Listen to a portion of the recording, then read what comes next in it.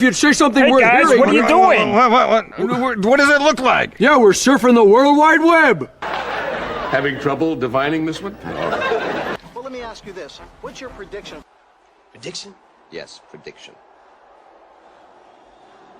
I'm guessing here. It's very interesting. How'd you come up with that guess? Guess? That ain't no guess. That's what it's gonna be. Wow, cool. Wait a minute. The fuck? Why would you do that? What's up, everybody, and welcome to Steelers Sanctuary Podcast. I'm your host, Dave Romero from SteelersSanctuary.com.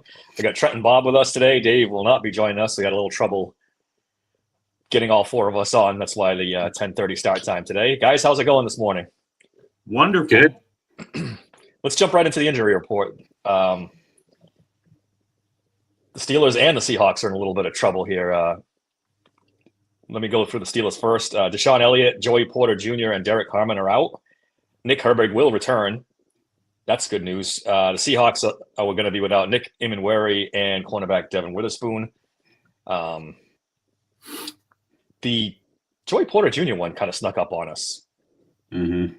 I didn't even know he was that hurt in the game, and now he's missing it. Another soft tissue injury, boys.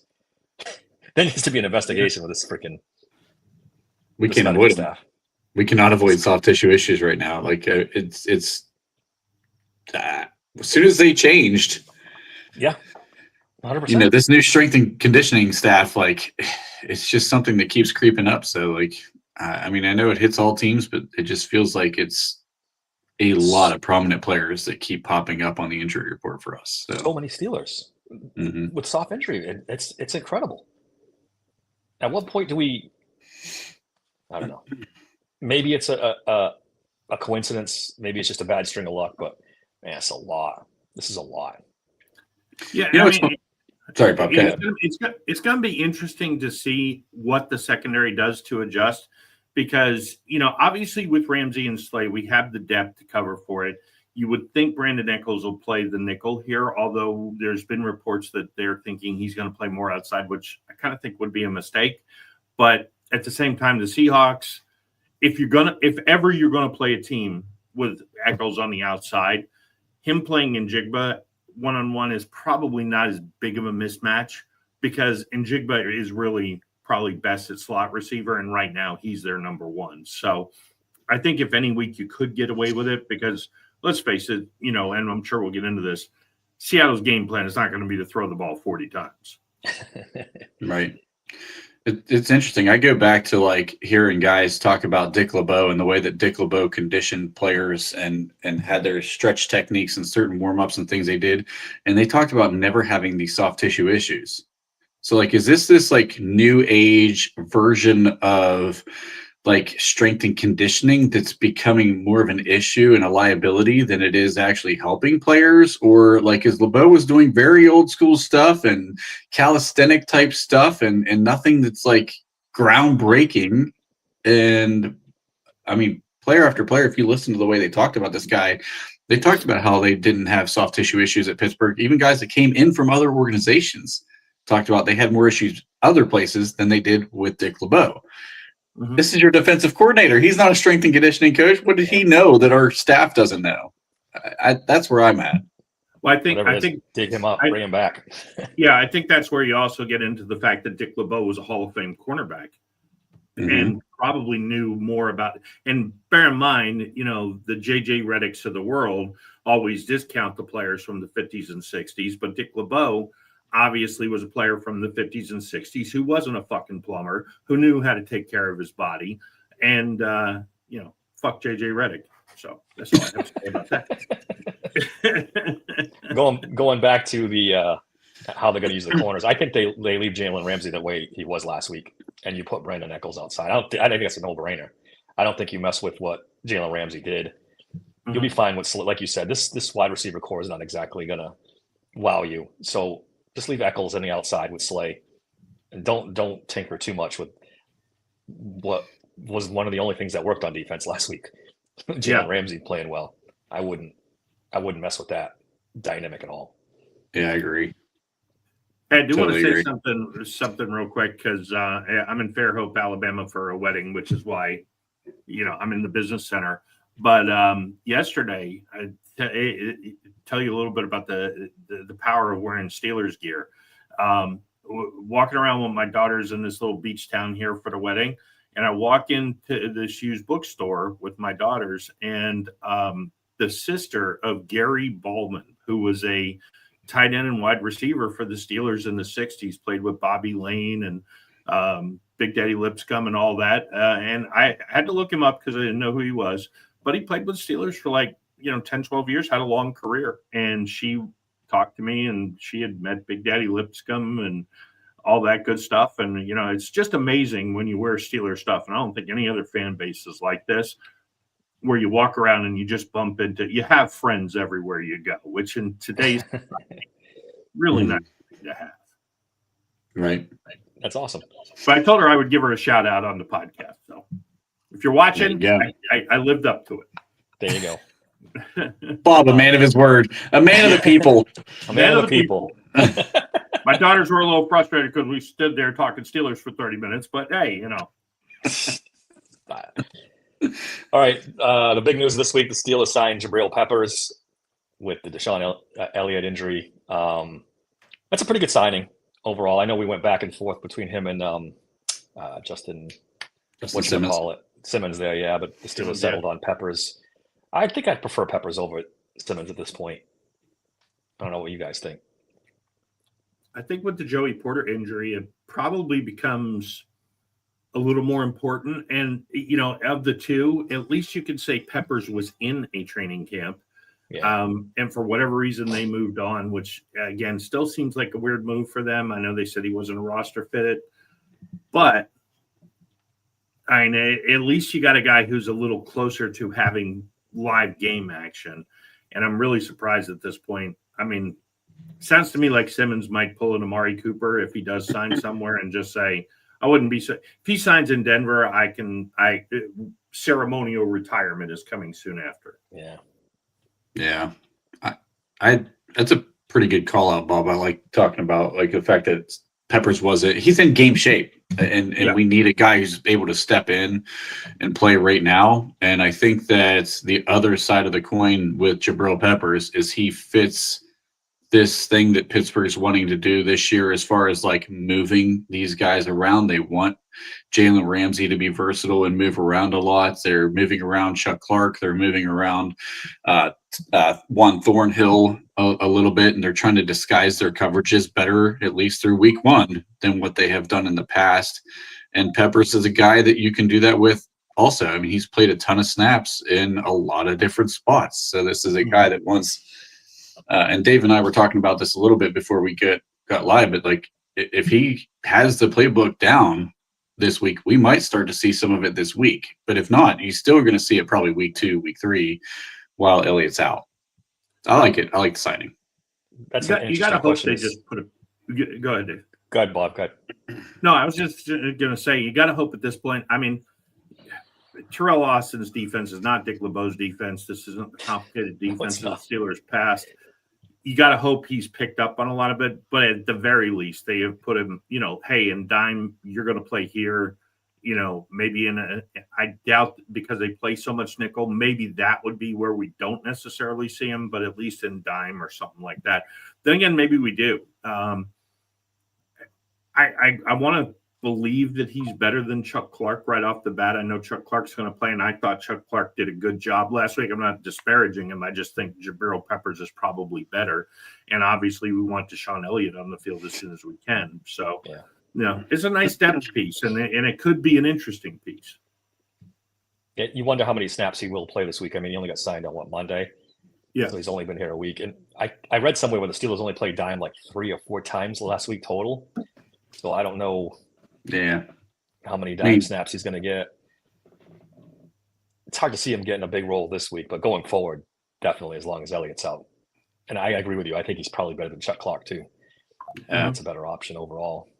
He's graded out fantastic. I know none of us are really big PFF people, but he has graded out really, really well over the last couple of seasons. Yep. Last year, he missed a lot of time. I think it was only through 6 games, but even the year before where he played a full season, he's graded really, really well. So, it was a confusing move by the Patriots. There may have been more behind the scenes that they're not letting on. They said it was a scheme fit, but maybe he and Vrabel just weren't a good fit together in general. But he fits a lot. Yeah, he fits a lot of what Pittsburgh likes to do, I think, in that role. So like he's definitely better fit probably than Chuck Clark in a lot of ways. And he's just naturally a better player. So depending on how much of the playbook he understands between Monday and tomorrow, I could see him playing 65% of the snaps. If he's not fully up and running, I could see him playing 45% of the snaps. It's going to really be dependent on how comfortable he is in this defense right now. And that's the only thing I think is the key. Yeah, there's a lot of weird stuff going on with Vrabel and the Patriots and some of the players. I hear a lot about that out here. Always making some curious decisions. I don't know if he's just trying to reshape the team of what he wants and get rid of anybody that was there before or what. But there's a lot of weird stuff going on up here. The Steelers also signed James Pierre from the practice squad to take Joey Porter Jr.'s spot. I mean, hopefully he won't see much of the field on defense, but oh God, please don't. Good old James Pierre. It's like lives on with the Steelers. Did they really sign him up to practice squad when he played last week? I mean, did they ever really send him back to the practice squad? I was just reading the moves that they made this week, and maybe they put him back on the practice squad after the game and have to re-sign him again. I don't. They can bring him up 3 times before they assign him to the actual active roster. So I think this is probably just his second trip up of the 3. So I would say that's probably what this is. Barring injuries, hopefully we don't see much of James Pierre on defense anyway. I'm sure he'll get some special teams run. We disparage Sam Darnold a lot, and in my opinion, it's well deserved. On some of us more than others. Yeah, Bobby. Yes, I am not a fan. This is really going to be, and this is maybe where Peppers factors in a little more. Chuck Clark's a pretty good tackler, but I think Jabril Peppers is that much better. Look, if Seattle's game plan with Pete Carroll is to come out and run the ball 60 times, and let's face it, at this point, why wouldn't it be? Then maybe Peppers becomes more important. But this is, Alex Highsmith, TJ Watt, this is a different kind of running team. Although Charbonnet likes to go in between the tackles, I really think TJ and Alex especially, because I don't think they're going to run at TJ. They're going to run at Alex and Cam. And they have got to set that edge, and they have got to stop Kenneth Walker. Because if they do that, then you got to hope that Y.A. Black is supposed to have a bigger role in this game. You got to hope that Charbonnet is not going to have the success up the middle. They didn't really – San Francisco is not what San Francisco used to be. They didn't really torch San Francisco on the ground, but they were consistent, and they kept running it. So if we're giving up 5 yards a clip, this could be a long day, but I really do. I'm less worried about the secondary in this one. I think we're going to find out a lot about just how good we are in this game. And I think we're better against the run. I mean, God, if we're worse, if Seattle runs the ball for 200 yards, I don't know what the fuck we're doing. Yeah, I mean, Terrell Austin had his press conference this week, and he just chalked it up to a bad game, and that they should be fine, and they have no plans whatsoever of moving Benton off the nose. That's a non-issue for them. That's not happening. So Benton's gonna have to put his big boy pants on and make do something he's probably not capable of doing, honestly, because. Yeah. Did you guys see the stat that over the last 8 games where the highest paid defense in the NFL is averaging giving up 27 points? Yeah. It hasn't been good. It's starting with the run game almost every one of these games, if you really think about it, outside of Cincinnati. Baltimore's had a ton of success running both games. Really, the last 2 Baltimore games, the Eagles had a lot of success with Saquon. I mean, we obviously saw what happened week 1, and Seattle was a really good running football team. So I don't know if it gets better until you do something with Keanu Benton. There's a reason Bob and I did that special. I saw it in the preseason, and I'm like, shit, this is no better than it was last year. It was a big concern for me going into this, and it did not get any better week 1. And I don't think it's going to get better week 2 either, to be honest with you. Would it not Why would be we the think it's going to height- get better? I'm sorry. We have No, enough no, go evidence to ahead, show Dan. us. We have enough evidence to see that this is who Keanu Benton is. He's not a nose. No. It's not. And then I heard somebody bring up, well, do we think it's going to get any better if he moves over one spot to the end? And well, we don't know till we see it. We know the nose tackle part of it. I know Trent and I both feel that it will. It absolutely will. Keanu Benton will become a much better player if he gets off the nose and gets into the 3-4 end spot. Because then a lot of this. Go ahead, Trent. I was just going to say you can protect him if he's the one on the side of T.J. Watt. That is a natural deterrent to run at him because you don't want to run at T.J. Watt. He's one of the best edge run defenders, if he's not the best edge run defender in the NFL. He's a natural deterrent. So, Ben is a good pass rusher. He would be so much better suited in that role than he would on the nose. Y.A. Black, I know he had some ups and downs in the first game, but that kid has a fucking anchor to him that he can eat these double teams and he can just anchor down and hold his own. He's learning the speed of the game week 1. He will get better week 2. I know Bob is super high on him. That kid has a ton of upside. You can see it. You can see it in him. Ben's upside is not there on the nose. It's on the end. I know they want Black to be the end. They've got it backwards in this one. Black can sit and anchor, and in a 3-4, you need that guy at nose tackle. That is what they need to do. And it's just banging your head off the wall, watching them repeatedly do this stupidity with Ben. Which, if the reports are true, and let's say Y.A. Black plays 60% of the snaps this week, and that's what I'm hoping for, is if they'll give him 60%, would it not be the height of stupidity, which means it's probably going to happen, for him to come in the game and not be on the fucking nose? Why would you put him out there with Benton and Hayward and play him at the end? Which means he's going to play on TJ's side. Mm-hmm. So not only do you have probably your most capable guy of eating a double team, where he's not going to see a double team. What are they hoping for? The 340-pound lineman is going to break through the line one-on-one and chase running backs down from behind? Seattle doesn't run the ball that way. I don't understand it. I mean, I've just got to hope that if it's true he's playing, maybe he'll just accidentally end up on the nose because that's where he thinks he should play and tell Benton, get the fuck out of my spot. Yes. Then they asked him about why haven't the team drafted a nose tackle specifically for base to eat up. And you could make the argument they did with Y.A. Black, although it's not really their plan.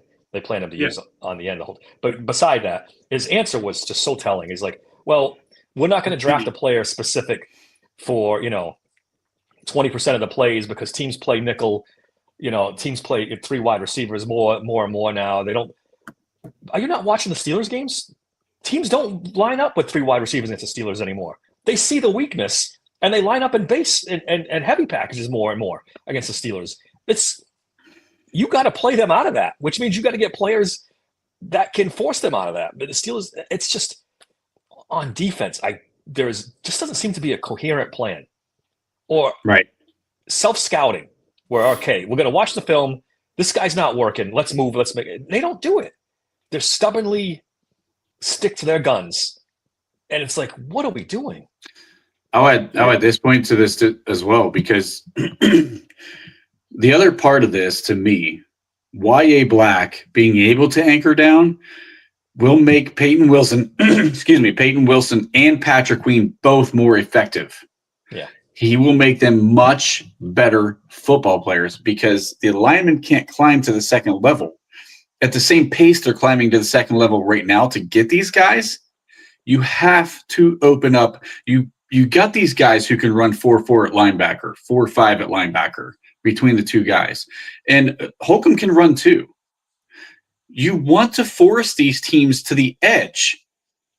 And honestly, Kenneth Walker wants to go to the edge. That's why I think we're going to see a heavy dose of Zach Charbonnet. I know we're not fully into the Seattle part yet, but Y.A. Black will deter the run up the middle, which is killing us. And it'll allow the 2 linebackers to play in space, play faster, play more aggressive. They will be able to get off of these blocks because the blocks won't be able to climb up to them and catch them before they're able to react. That's the issue, I think. And I know everybody's killing Peyton Wilson. I know everybody's killing Patrick Queen right now on social media. I'm telling you right now, it is not their fault entirely. They do have blame. It is not their fault entirely. This is not how this defense is set up for a linebacker to play.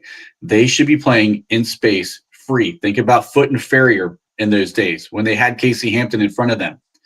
Yeah. They could pick their lane and go where they had to go and attack the ball. That's not happening right now because these linemen, they're blowing Benton so far off the ball right now that the linebackers don't have a lane. They're just trying to weave through traffic, and they're too small to weave through 300-pound linemen. I mean, you're talking about a 245-pound Peyton Wilson, and Patrick Queen's right around the same weight. He's not much different. Like, they're too small to get off of these 300-pound linemen's blocks. That's the issue. You know, and I'm not the biggest Elandon Roberts fan, but I think Dave had a great point on this on Monday. This is where they do miss a bigger, more physical linebacker like Roberts because, you know, he can fight through that. But it's still 4 yards down the field. It's not like he would be the magic elixir. But the bottom line is you know, and look, I think Cole Holcomb should have played some last week, but he's not a big guy either. Yeah, he's in this. The only difference is that the one quarrel I have with Wilson last week, and again, I'm a huge Peyton Wilson fan, is the angles he took to the ball where there were the holes on the plays where Black did eat a double team and there was just a nice hole for the running back to go through. He should have been there clean, and it should have been a one-on-one. Let's see who's the man and can stop the play here. You know, running back's going to win that sometimes, but the linebacker should win that sometimes. Sure. That was my quarrel with Peyton Wilson last week. Sure. And let's not forget this. He's only a second-year guy, and he didn't start last year either, so he's still learning on the job too. I mean, yeah. Trent's point is a great one because you've designed this defense to have athletic guys on the second level and smaller guys. But if you can't stop, you know, if you can't be stout on the line, then everything else behind it becomes kind of moot. You know, you're asking, like you said, smaller linebackers to take on offensive linemen and try to make plays. It's the Achilles heel of this defense, and it has been for a while. Yeah, where they can't stop the run because they're not, you know, they don't have that player, especially on the nose. And even if you kick Keanu Benton to the outside, I guess, like Trent said, he's got TJ Watt to protect him a little bit. But it just bothers me the way this defense is designed because they care more about pass rush with their defensive linemen than they do stop the run. They make that clear. Which didn't used to be the case. Dick LeBeau, those 3-4 guys in Dick LeBeau's offense, Aaron Smith, Brett Kiesel, Casey Hampton, they were there to eat blocks and let Foot and Ferrier eat. Yeah, sure. Tomlin's goal is to rush with 4 and cover with 7. That's his goal. That's a nice, safe defense that he wants. And it can work, but then you get gashed in the run game. Mm-hmm. So it's very frustrating. Do you want to get to Bernard's question? Yeah, kind of a change of pace. I'll just go first on this. I'm telling you right now, the fact that Aaron Glenn thought it was a good idea to fly Aaron Rodgers across the country to say in 5 minutes, I don't fucking want you, that you don't do that to a 4-time MVP and a Hall of Famer. You don't do that, especially if there's any chance you're going to see him down the road. You text him, you call him on the phone, or if you do bring him, at least take the guy out to fucking lunch and say, hey, man, I think we're going to go in a different direction. We really appreciate, but to snub him, I mean, why don't you just insult his mother? I mean, I don't get it. Did he not think he was going to sign somewhere? Did he think, I mean, hey, I'm just going to tell this guy like it is, and he's going to retire? Yeah, there's some bravado to that, I guess. And I like Aaron Glenn. I think he's going to be a good coach. But this was a mistake. This was stupid. Yeah, I got to agree. You wonder how much of that was Aaron Glenn and how much of that was the organization who was kind of pissed off at Aaron Rodgers for last year for whatever reason. If they forced Aaron Glenn probably said, look, he's not my quarterback. Just tell him. And they're like, no, we're going to fly him out here.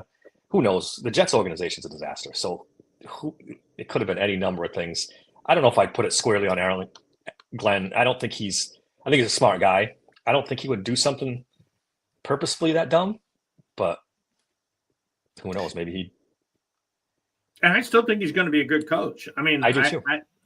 Look, I respect the balls of it. I don't think it was particularly smart, but it seemed personal. Like it almost felt personal. Like it really did. To fly him out there and do that to him and waste everybody's time. Even like the ownership group, the coach, the organization. Like, why would you guys want to waste your time even going to the facility for this? I mean, I could see it if they were doing this in the right way and just telling him like, hey, listen, the organization's trying to go a different direction. Obviously, we didn't end where we wanted to end last year. We're going to try to get younger quarterback. Like, okay, great. Like that would be a discussion that's worth having in person, but to like basically slap the dude on the face. And when you talk about bulletin board material, I mean, you gave this fucker a fucking mountain list of bulletin board material and doing that in 5 minutes. Like, and you could tell Aaron was fired up in that game. I mean, it was personal to him. Like, of course. Of course. I mean, I went right back to the Michael Jordan meme from like The Last Dance. It felt personal. Like that was Aaron Rodgers on the sideline Sunday. He was saying that repeatedly. And conversely, I think that's why Justin Fields played so well. I think it was personal for him too. I think it was. I said it on the podcast last year when they benched him and went to Russ. I said, you just guaranteed Justin Fields is not going to re-sign. Oh, you're wrong. You don't know what you're. Well, that was goes in the Bob was right file because he got pissed. I knew he was. You could tell the kid was pissed. Why would he not be pissed? I'm playing the best football in my career. Yeah. I like it here. Hey, this is working. It can only get better. Arthur Smith is saying, I like the kid. I can work with this. Yep. You know, the biggest mistake they made last year was not going back to after the Chiefs game. Yeah, you go back to Fields for the Ravens. You just do. At that point, it's 3 in a row. Stop the bleeding. Let's get Fields back out there and see what happens. And they didn't do it. Even in the playoff game, who knows what that playoff game looks like if all of a sudden the Ravens have to contend with Justin Fields running around. But they didn't run around. That's part of the problem. They really didn't use him like the Jets used him yesterday. Last week. They didn't. They kind of avoided that for whatever reason. Chalk that one up for another confusing Steelers strategy. I mean, that's Tomlin. Tomlin. Yeah, I try to resist blaming him all the time, but it is him. It really is Tomlin. Just bad decision after bad decision. I mean, look at the kid. I mean, that's probably the best you'll see out of Justin Fields. That's probably the best game he's going to have. That's his ceiling, but it's still pretty good. That's a damn good ceiling. You put 32 up on us. Yeah, it's better than Russell Wilson. I can tell you that. But you got to use him right. You got to be willing to use his legs and his arm. We screamed about that. Let's say he goes out against if he goes out against Buffalo and puts up 28 points or 20, even if he only puts up 21 points, but he doesn't turn the ball over. Ball security is the thing with Justin Fields. And if he has learned to take care of the ball, he has a certain future in the NFL where he can be not a top 10 quarterback, but he can be that 10 to 20. I'm good enough to get you to the playoffs. And if I'm on a Jalen Hurts Philadelphia Eagles team, hey, maybe we can win some playoff games. You know, if you don't know the stat, Justin Fields has never won a game where the opposing team has scored, I think, 24 points. Or no, 18. Yeah. Any team that scored more than 18 points, he's never beaten that team. Really? Yeah. I thought it was a wacky stat, but it's true. I looked it up. That's crazy. That is kind of crazy. He looked really, really good last week, and credit the Jets organization for building that offense and the offensive play calling around his strengths. I mean, that read option was tearing our run defense apart. They didn't know where to go.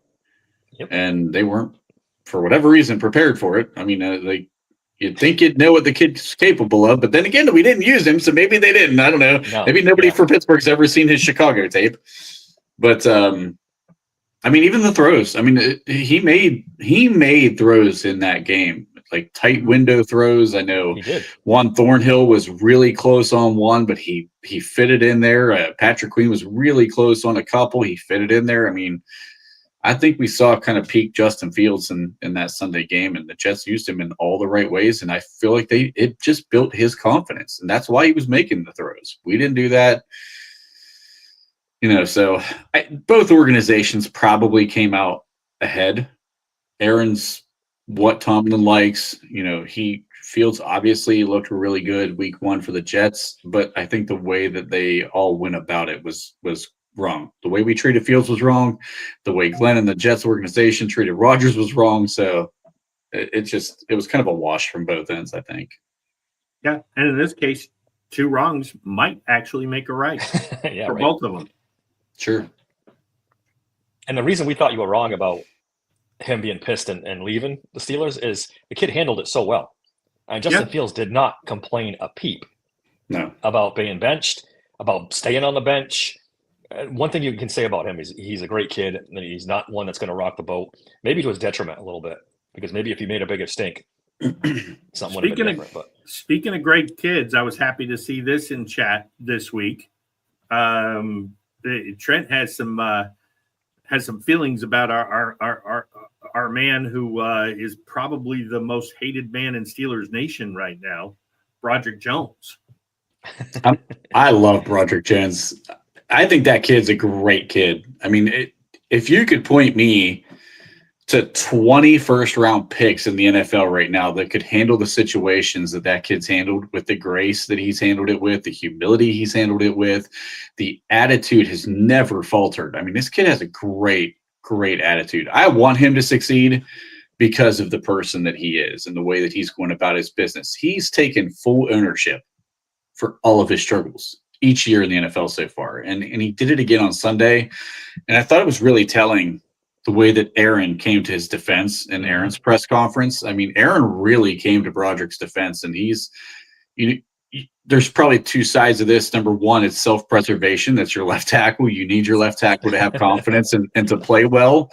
But I don't genuinely get the feeling that Aaron has an issue with Broderick. I think he feels okay with Broderick being his left tackle, and I think Broderick's going to hopefully continue to get better. McDonald was a really tough matchup for him. We talked about it in the week leading up to it. I felt like McDonald was a really, really bad matchup. Just his play style, the speed he plays with, that is not Broderick's strength. I just think that I really like the kid, and I really hope he pans out, not even just for the sake that he was our first-round pick, just the way he's handled himself and conducted himself. I really like the kid a lot. Yeah, he's a good kid. There's no doubt about it. I mean, another guy haven't heard one complaint from a guy who should be complaining about the way they use him, the way they moved him to his unnatural position, and kind of set his career back a couple of years. You haven't heard anything complaints. Mm-hmm. Having said that, he's got to be a lot better than he was last week. And I get it. Will McDonald is a tough matchup for him. I get that. Yeah, but there's tough matchups, and then there's, he almost to the point of embarrassing himself last week. He was pretty bad. Yeah. And I don't know if his future's at tackle. I've heard some people bring up maybe he could be a guard, and we kind of say these things flippantly, like move positions, but I don't know if Broderick Jones' best position isn't guard somewhere down the line in his career. I just don't know. And who do you blame for that? Is it Steelers? We talked about it when he was drafted. He was a project. He was a kid that needed to work, that, his footwork and everything else. He just relied on athleticism in college. And the Steelers have done nothing to help him out in that regard. No. Nothing. And let's be honest, that's all the more reason why you don't move a project out of position, because you've already got issues to correct. You don't go and create a whole new set of issues, which is what they did with that kid. And this is probably why I'm such a Broderick fan, and I'm glad to see Trent recognize it too. This is a guy who, in the height of his struggles last year, was like, I just play where they tell me to play, and I do the best I can do. And the guy he's an easy guy to root for. I know, I get it. You watch the tape. Oh my God, he sucks. This isn't a Dan Moore who says, fuck you, I play left tackle and you can't move me. And we move heaven and earth to keep the guy, the 4th round draft pick over the 1st round draft pick where he's comfortable, because he can't play on the other side. He can't play on that side either. Just ask the Titans fans.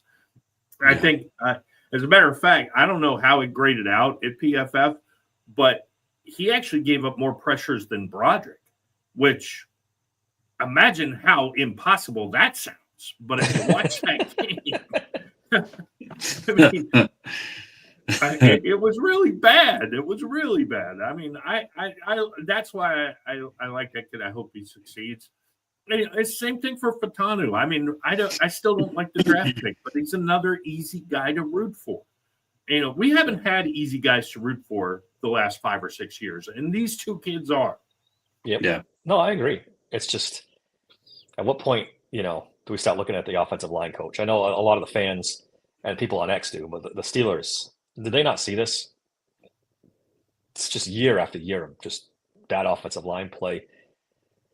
I don't know. The scary thing is, do they actually see it and think it's good? Oh boy.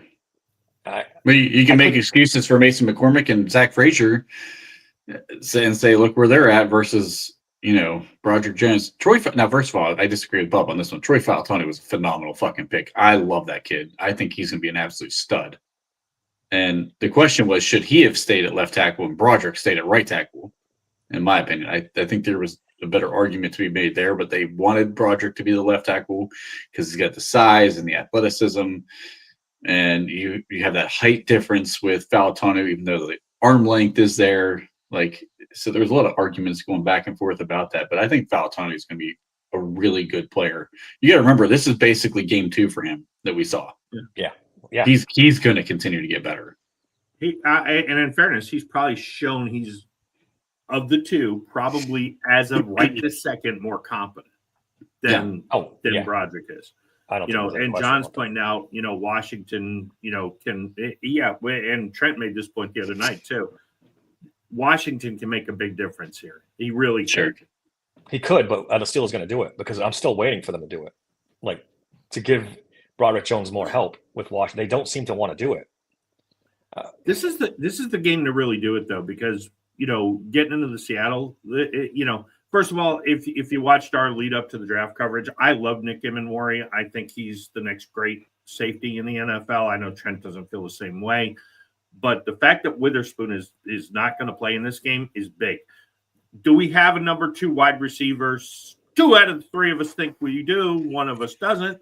But the fact that, you've got to put now Tariq Woolen on DK Metcalf and Calvin Austin and the tight ends who I think are going to be the big key to this game against, an inferior secondary.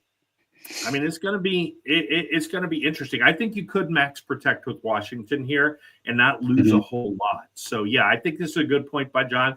At least in this game, let's build Broderick's confidence and let Darnell help him. We overplayed our hand with Jonnu Smith and Pat Freiermuth on the field at the same time last week, too. Let's point that out because there was situations where we're down at the goal line and you had both of them in the game and Jonnu Smith blocking an end and gets absolutely destroyed and then gets Jaylen Warren essentially killed at the goal line. Yeah. I mean, this is where you drafted Darnell Washington for a reason. Yeah. Put that motherfucker in there to eat and these guys alive. You don't want Jonnu Smith on an end. I'm sorry. You're trying to be truth tricky. Yeah, you're absolutely right. And we're going to pass, trying to make the defense think they're passing, and then Jonnu Smith gets killed. You're right. It's just trying to outsmart themselves. KR makes the point here. He never liked Pat Meyer, and that I made this point a lot too, that name me a Steelers offensive lineman who's improved in the Pat Meyer era. Name me one.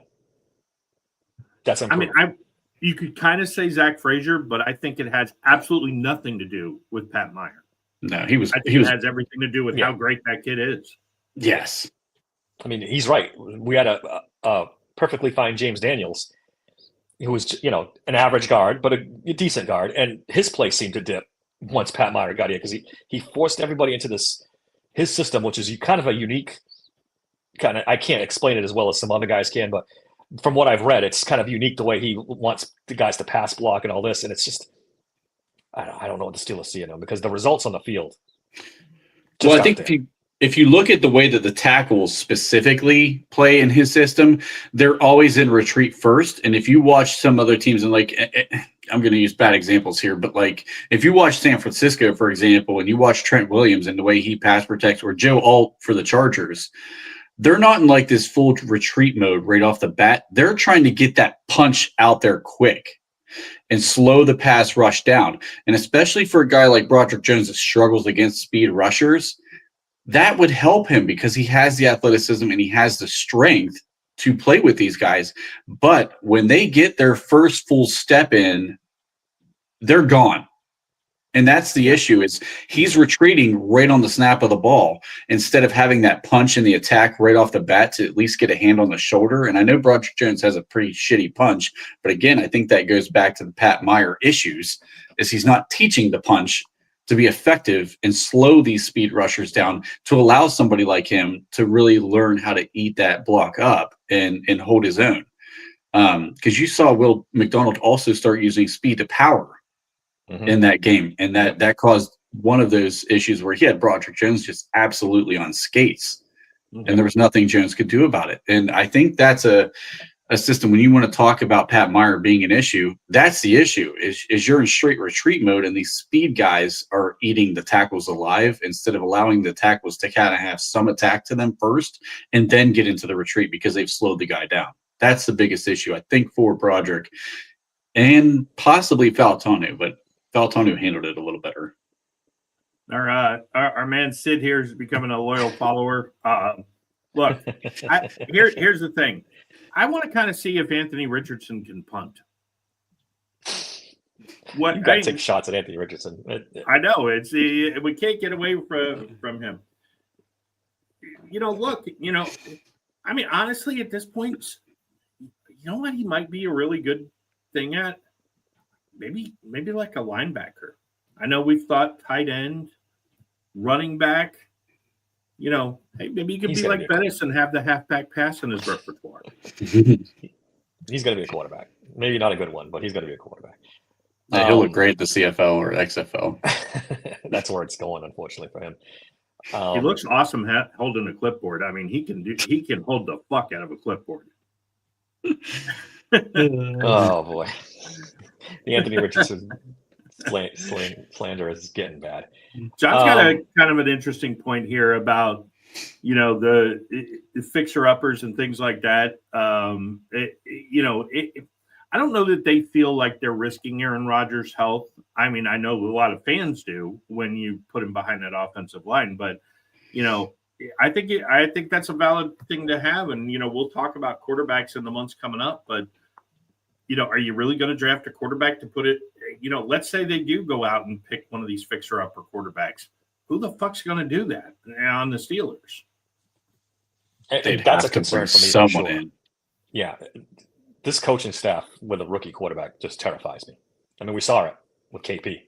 Maybe Kenny Pickett's not the greatest quarterback in the world, but they didn't do anything to help him either. And wouldn't it be the most Raiders thing if in 2 years Kenny Pickett all of a sudden leads the Raiders to the playoffs? We shit on Kenny Pickett, and he's not a good quarterback, but I think he's a competent. He's not a disaster. He's not Anthony Richardson disaster. Yeah, he's a backup quarterback is what it comes down to. He could probably get you in and out of a few games without embarrassing him, but obviously the top end talent's nowhere near first round. And does he turn into a Jim Plunkett down the road where, former first round pick washes out and all of a sudden 10 years later has a resurgence? And wins the Super Bowl? No. Yeah. He's not that good.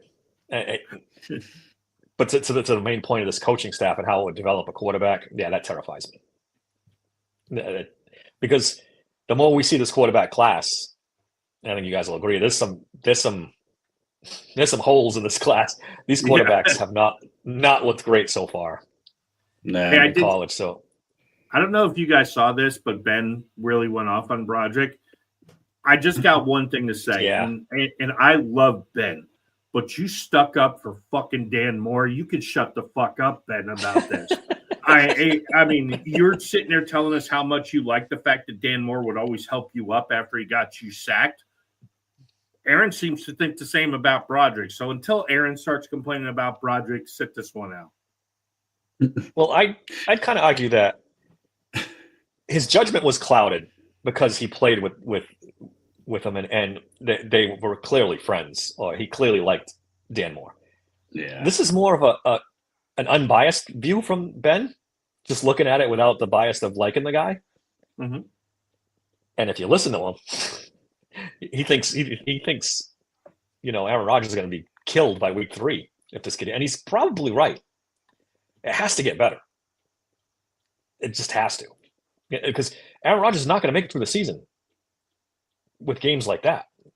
And really, until we see, he's got a couple of weeks where I don't feel like, look, they're good defenses, but I don't think he's going to see a ferocious pass rush for a couple of weeks. This is the time to work it out against Seattle, against the Patriots. Good defenses, but not killer. Like McDonald was a killer. You got to get him ready for that next killer. And I think the next couple of weeks, the killers are on the inside, not on the outside. The worry this week is that Seattle's coach is a defensive guy. He's known for like sim blitzes and confusing offenses. This is going to be a challenge for the Steelers offensive line. Can they, communicate? Maybe this won't be the Broderick Jones show, but it's going to test how well prepared they are. Do you want to get it? Do you want to get into the Seattle game? Yeah. Just continue to talk about that, because I honestly believe this should be a game. I know Colin and Bob talked a lot about the tight end usage in this game. I think, especially now that we know that Eamon Worry's not going to be there and Witherspoon's not going to be there, if we don't see DK Metcalf, Calvin Austin, and hopefully we get a Roman Wilson sighting in this goddamn thing. If these guys don't eat this secondary alive that's already not that good, I don't think the blitzes matter, if I'm being honest with you, because we should be running a lot of short game. Well, same things we saw with DK Metcalf last week. Get him in space with these quick hitter slants and quick outs and things like that to let him run after the catch and continue to build on the yak that we saw against the Jets. That's where we need to be in this game, and just completely diffuse the Seattle blitz game and just take it completely apart from the start. We already know the offensive line is an issue, so go ahead and hit your quick game and get it out there. And, maybe they will use some screen game with guys like, John A. Smith, like they tried to do, but maybe not have like, Calvin Austin is one of your lead blockers on those. Like, let's get somebody bigger in there, like maybe Ben Skoranek, somebody who might block someone, and see if we can turn that into something. But I think the quick game and the passing game is probably going to be the most effective way to beat Seattle. And we fucking got to establish some run. I mean, 30 yards is just an embarrassment. We've got to do something there. Yeah. I do think one thing you got to watch with the Seattle defense is Ernest Jones is, I don't want to say underrated. I don't necessarily love that word, but that guy is a really good cover linebacker. So it'll be interesting to see. I think this is send a guy down the seam and make Jones go with him, but in the spot underneath is where you want to throw the ball. Is clear Jones out, and I feel like the 7 to 10 intermediate passing game, which is good for Aaron because he doesn't have to hold the ball as long. Those crossers hit Pat, maybe send Jonnu down the seam or Pat down the seam. Pat's a really good route runner in the seams. So maybe send Pat down the seam, have Jonnu kind of, find that 5 or 6 yard hole and let him do some work in the middle of the defense. Seattle was pretty good against the run last week against San Francisco. So I don't know that you want to go out banging your head into that wall. Let's soften them up. Let's use the intermediate passing game, the short passing game like Trent's talking about. And I think we can eat. I think the fact that Witherspoon and Eamon Worry are not playing are a big key. That's where we can exploit and hurt this defense. And I saw, I think it was KR mentioned Broderick is going to get tested against Leonard Williams. He doesn't normally play there, but you're right. Seattle's coach is a defensive guy. If I was watching tape, I'd be like, okay, who's our best guy? He's going against Broderick. And let's see what happens. But if they keep Mount Washington there to max protect, I don't think Leonard Williams can get through Mount Washington. Yeah, they'll probably be running more DeMarcus Lawrence, Boye Mafe. Mafe, actually, he's going to be an underrated matchup in this one because he's a speed guy out of Minnesota too. He had a pretty decent year last year. Nothing like that's a stat wise, but matchup wise against Broderick Jones could be very interesting. Yeah, I don't think that's fair to McDonald. McDonald's a much better player, but he much better player, similar type body type. Yes, yeah. I'm not saying archetype. Archetype is similar. Yes. And how long do you think it's going to take opposing defenses to take the short and intermediate away from the Steelers? and try to make them go deep or make them run. Please do. Let DK Metcalf run 1-on-1 down the sideline. Yeah, please do. That takes time. Like I think somebody brought up in the chat, that's going to take some protection to get DK deep. That's the one saving grace is that they have DK Metcalf.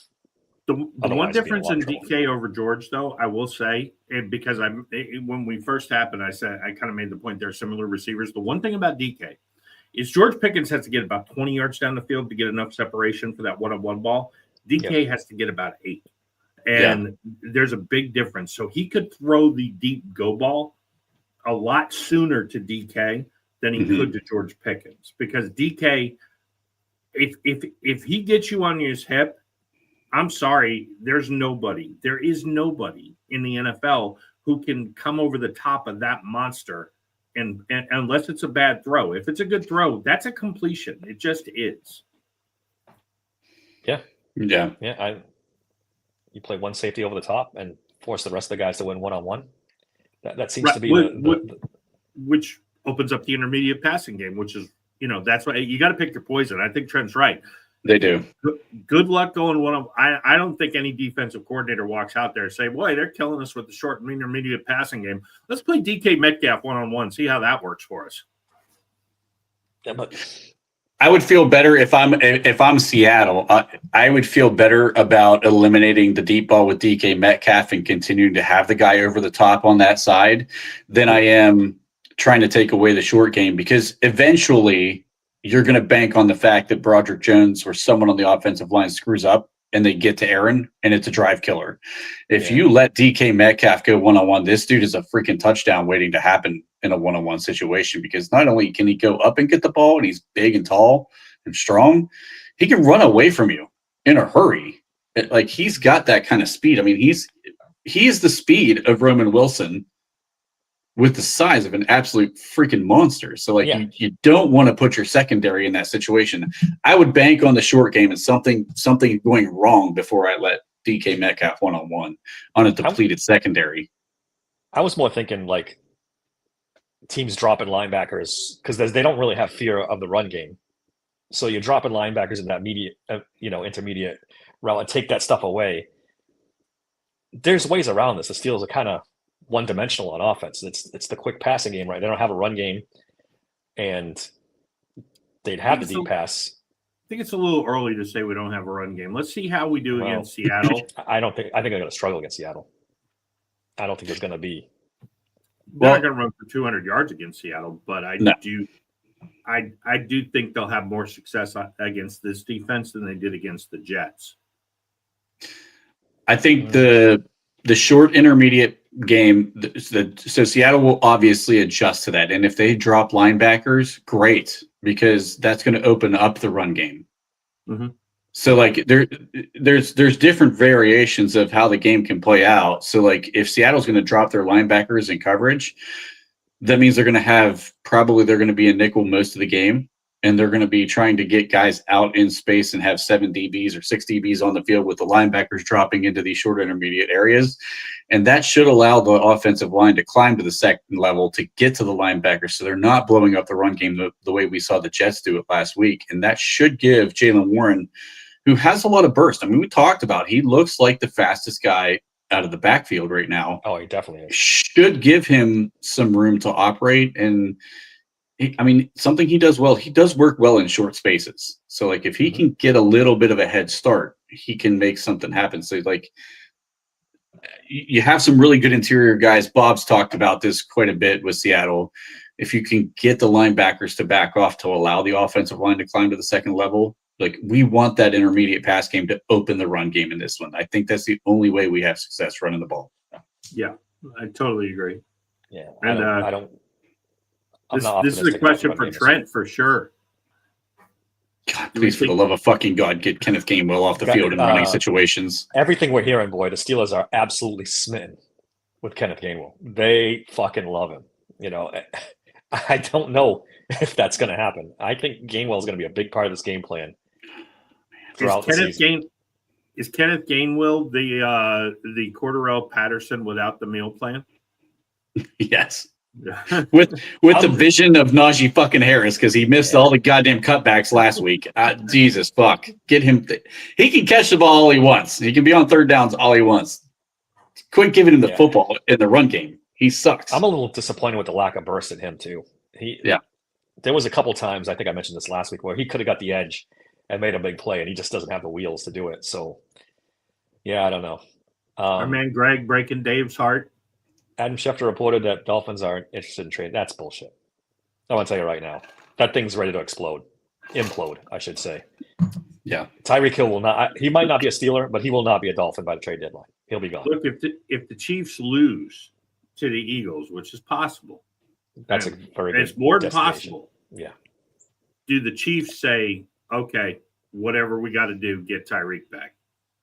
It's possible. There's no better coach in the league than Andy Reid in handling guys like that too. Mm-hmm. He just takes these guys that are locker room cancers and turns them into productive players. He does it all the time. They definitely should. They should be very motivated to do that. Since got a good not Anthony Richardson point here. This could be a game where Roman Wilson shows up because this is, those intermediate crossers are someplace where I think Roman Wilson can live. Yeah. And if he doesn't show up, then you start to question his role for the remainder of the season. Yeah, I mean, if Calvin Austin has one more good game, you could start to see Roman Wilson fade into the sunset because they're going to keep playing Jonnu Smith a lot, and he will play out of the slot a lot. They don't need Roman Wilson and Calvin Austin to be effective. They need one of them to be effective. Jonnu Smith's going to be your other guy. I know a lot of fans like Roman Wilson, but I'm just telling you right now, Jonnu Smith is going to be playing a lot. Somewhere Colin is dying inside. I don't know if Jonnu Smith's the answer as the slot / third receiver / third option. They paid him. You know he's playing. They paid him. I know. Yeah. I know. They have this vision. He is till he being this running football team, smash mouth, tight ends on the field, and it's just I don't see it. I just don't. Maybe we'll see. Maybe we're reading this wrong. Maybe they think they're a smash mouth passing team. They're going to play all their big giant tight ends and DK Metcalf, who's might be the biggest guy in the history of the NFL. I don't know. I mean, he seems like certainly the biggest guy that runs that fast. That's for sure. Yeah. Good Lord, that guy. How did Mississippi ever lose a game with A.J. Brown and DK Metcalf? I forgot Lane Kiffin. Never mind. Lane Kiffin's a really good coach. I know you don't think his offense translates to the NFL, and it probably doesn't. But as far as a college coach, I don't see how you can have much argument with him. In fairness, I don't think Lane Kiffin was coached when DK was there. I just, shots there. You probably wasn't. Yeah. You want to flip over to defense? This is a game where the defense should eat. I mean, the wide receivers are not very impressive for Seattle. I know Njigba's pretty good. He's kind of it. Yeah, Cooper Kupp. We'll see, but it seems like he might have lost a step. You stop the run, you win the game, right? Pretty much that simple. You keep Seattle from running the football, and you probably should win this one comfortably. Watch Walker in the passing game. We're going to see exactly how great a cover linebacker Peyton Wilson is because I don't feel like they used Walker in the passing game effectively last week, and I don't think they're going to do that 2 weeks in a row. That guy's way too important to their offense to really kind of ignore him 2 weeks in a row, unless he's hurt and we don't realize it. But I really want to see that's a key matchup to me is Peyton Wilson and Kenneth Walker in space. Who wins that battle? Yeah, that's a good point. It's a good call out. I listen, Cooper Kupp is washed. I said in the offseason when everybody was like, oh, the Steelers could trade for Cooper Kupp. Listen, he's definitely lost a step. You could see it last year. I mean, his separation rate was god awful compared to his career averages, and it's been slowly declining. He's washed, and I don't think there's any way around that. And Jigba's their only real weapon in the pass game outside of the running backs, and that's going to be the interesting part. Bob probably has a good point. Kenneth Walker is very good in the pass game. They set up some screen game pretty well when they run it. They don't run it enough, but they probably should run it more against us with TJ Watt and Alex Highsmith to try to slow them down. But I would put the ball in Darnold's hand in this game all game long and let him just win us the game. Yeah, You would and if you were the KR's asking about Ramsey here. I don't expect to see Ramsey on Jackson Smith and Jigba. I mean, unless he just happens to line up in the slot. I don't think he scares them. They're happy. I think Slay or Eccles can play him no problem. I wouldn't say no problem, but yeah, we talked about it earlier. I wouldn't move Ramsey around. I would leave him in his spot that he played last week and let him, play all different positions and confuse the defense. Let, Eccles and Slay. Best part, it could be like Garrett Wilson last week. They made the adjustment. They said, okay, all right, he's killing us. Jalen, shut that shit down. Yeah. Mm-hmm. It's a nice card to have. Yeah. Zone defense helps out your run defense as well. So, you're probably going to see more zone defense than you are man-to-man in this one, especially because they don't have man beaters and they don't really have Cooper Kupp's made a career out of finding zones. But I just the Seattle offense doesn't scare me outside of the run game, to be perfectly honest. So I would probably expect to see a lot of zone coverage in this one.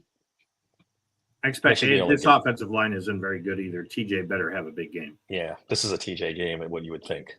Or he could go off. And Sam Darnold's a sitting duck back there sometimes. So, all right. Anything else from this game? You want to get to legendary NFL picks? Yeah, let's flip it over to the picks. Let's do it. Bob, show them. Let's show give them the Davis rankings. props. Hold on. First week wasn't as good for everybody else, but there was a Dave rides the roller coaster. There you go, baby. First place.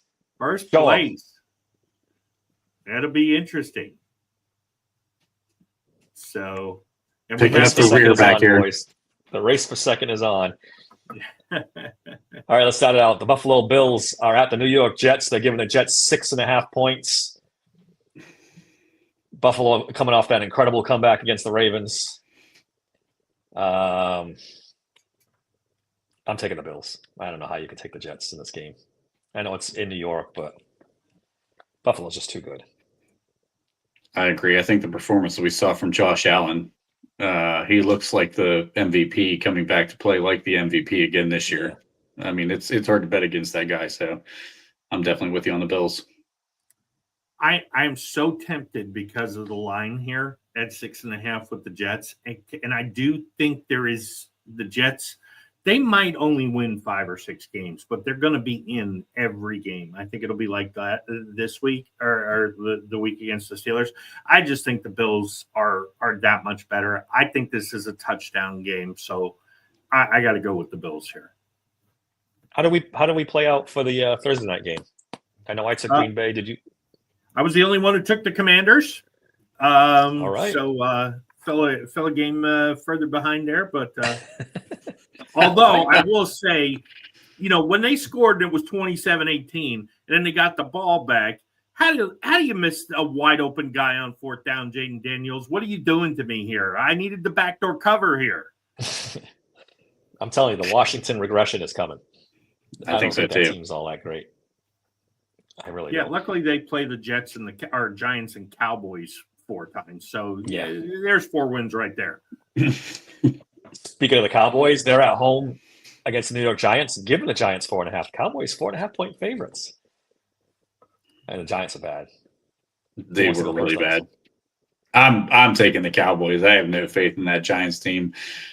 It's going to be a race between McDaniel and Daboll to see who gets fired first. The way the first game of the season started out for these guys, I think the Cowboys cover. The offense for the Cowboys is at least much better than the defense. The Giants don't have either. I don't know if there's any truth to this rumor that Daboll went and insisted that he wants to play Jackson Dart, and the owners overruled him.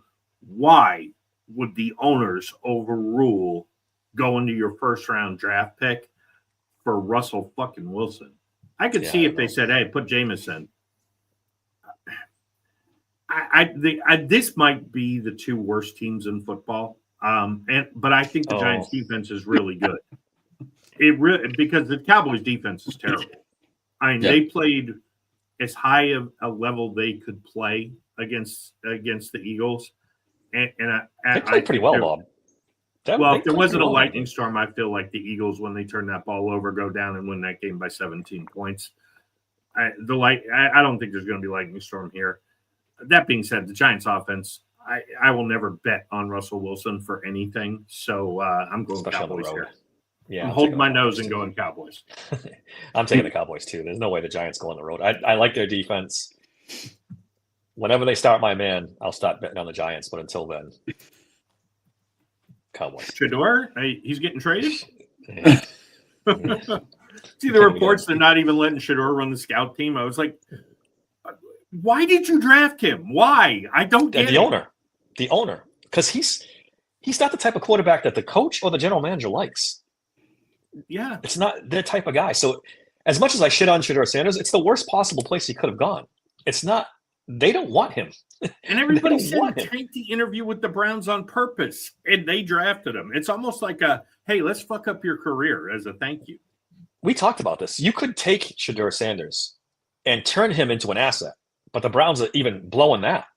And give the kid a little bit of preseason tape for people to drool over, and then next year, trade him for a higher draft pick. You can get higher than a fifth if someone's desperate, but they're just burying the kid. So now he's got no value on top of everything else. It's just the Browns being the Browns. It's just that simple. Yeah, the Browns are bringing every quarterback they ever get along slowly. They've sure worked with Deshaun Watson so far. I saw something with tape where he's throwing the football now. Deshaun Watson. Does he make a comeback sometime this year? Or is he on the IR? I thought he was out for the season. Yeah, I think isn't it an Achilles with him? I don't think he can come back from that early. Yeah. So, all right. That's enough Browns talk for this week. Rams are at the Tennessee Titans. They're giving the Titans 5.5. What do we think, guys? If the Rams didn't have that defense, I would take the Titans here. But the Rams do have that defense. I will be shocked if the guy who was 16 spots above Aaron Rodgers, according to Pro Football fucking Focus, completes even 30% of his passes in this game. I do think Tony Pollard might eat a little bit here because when they're down 8 touchdowns, they'll probably just say, fuck it, run the ball. But yeah, I'm Rams in a walk here. This line is not high enough, in my opinion. No, I would take the Rams. I would take the Rams as well. That defense is definitely a separator for me in this one. Ooh, that's a big lock, all right. All right, Trent, I jumped on you there. I was anxious. This is my lock of the week. The Rams in a blowout. I don't the Titans have a couple offensive linemen out for this game too, or at least one? I saw. Well, hold on. That could only help them. Roger Jones is coming over to help Dan Moore again. No, Dan Moore is playing. I think it's some of the other offensive linemen that are out. So yeah, I think the Rams have a pig in this one. Yeah. Next up, the Lions are hosting the Chicago Bears. They're giving the Bears 6.5. Boy, this looks like a blown first-round pick for the Bears, doesn't it? Our man Caleb Williams does. For about a quarter and a half, social media was right, live with see, and in the second quarter, everybody's like, "Yeah, we fucking see." What's the over on when Tyson Bagent becomes a starting quarterback on this team? I say like week 3, week 4. I think he'll make it to the bye. Ben Johnson probably can't get away with it as a new coach until he lets him completely fail. Maybe. I was going to say, I think Caleb actually makes it through the entire season because Ben Johnson's a new coach. I don't think they bench him. A first-round pick, very first pick of the first round, they're not going to bail on him this soon. I don't think – should they?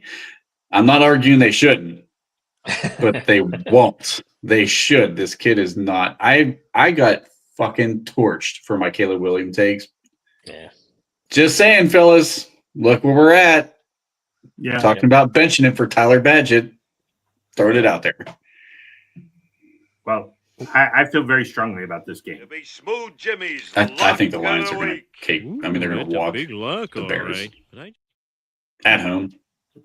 Yeah, I this is my lock of the week. Lions got embarrassed by Green Bay. Everybody's talking about how those coordinators, they were the Phantom Menace. Jahmyr Gibbs is going to go wild in this game. Look, it's a divisional game, so a blowout might be a 10 or 13 point win, but the Lions are just way too fucking good. Then that wasn't representative what we saw last week in Green Bay. The Bears ain't Green Bay. I love the Lions here. I'm taking the Lions too, in case anybody's wondering. And 49ers. Just hold on, just to point out, that was not unanimous. Mr. Korab is picking the Bears to pull the upset. Was he drunk when he made these picks? It was 6 in the morning. Purple drank. Was still having some lingering effects. Drink, yeah. All right, the San Francisco 49ers are at New Orleans. They're giving the Saints 3 points. This is one of the worst teams in the league, Bob, the New Orleans Saints. I read an article where people are actually accusing them of tanking on purpose to get the first pick in this upcoming draft. Yeah, the 49ers are not a great team, but this is a walk for them too. Yeah, I agree with you. This one was a pretty easy one to pick. I think the 49ers, even without having their starting quarterback, Mac Jones, is going to be accurate enough for the Shanahan offense, and he's going to be fine. I should have brought that up. Yeah, Mac Jones will be starting. Purdy's out for a while. Yeah. I will say, John, on our fantasy podcast the other night, called this. He feels, and if it's a good point. Mac Jones really helped Brian Thomas take off last year. So if you got Ricky Pearsall, might be a good time to play him. That being said, I've heard there's some rumors that Ayuk is either maybe playing this game or definitely back next week. So maybe that shifts a little bit. But yeah, I love the 49ers here. Ayuk is listed as out right now. Right. So he should be out this week. Maybe next week, Ayuk is back. Yeah, they could use some. They could use some health luck because they're the most jinx team when it comes to injuries. The 49ers, it's just ridiculous. Jawan Jennings really not doing anything. Does that contract look bad now for them? I was never a fan of Jawan Jennings, to be honest with you. I didn't see the hype. He's an okay receiver. People were making out to be this great, wideout. I just didn't see it. A lot of people, Steeler fans, wanted this kid. Yeah. They wanted him here bad. Because, again, the fit thing. He's a good blocker. Yeah. Okay, great. What's the difference between him and Ben Skoranek then? But to me, not much, honestly. Yeah. Hey, we accept no Skoranek slander on this podcast. Another one of the worst teams in the league, Bob. The Miami Dolphins are hosting the New England Patriots. Are they favorites? Yeah, pardon the pun. The Dolphin. This is fishy.